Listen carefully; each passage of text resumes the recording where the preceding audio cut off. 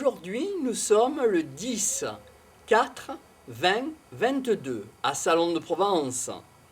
Et je vous propose, en tant qu'écrivain, Marco Bruna, 13300, une petite évocation sur une édition nouvelle, The Book Edition, qui permet de faire des grands formats, un format A4, pour lire plus gros les caractères, entre autres.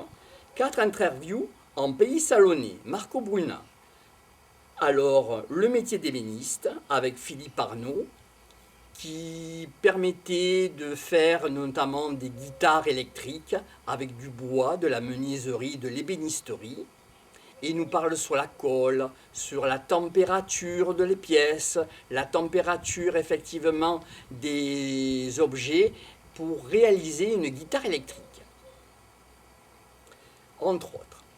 L'écriture et la calligraphie japonaise avec Mademoiselle Seiko. Mademoiselle Seiko m'a invité il y a quelques années sur Aix-en-Provence, dans un café, pour nous parler de l'écriture et de la calligraphie japonaise et ses relations avec l'écriture et la calligraphie chinoise. Intéressant comme document pour tout qui s'intéresse entre autres aux langues étrangères asiatiques, les idéogrammes, etc. Les vidéotechnologies 13300, 1999-2000. Les vidéotechnologies étaient un organisme pour former les futurs assistants cadreurs, les futurs assistants monteurs, entre autres, pour faire du travail notamment à la télévision et aussi, bien entendu, dans les organismes vidéo, dont témoignages et patrimoine, dont on parlera un peu plus tard.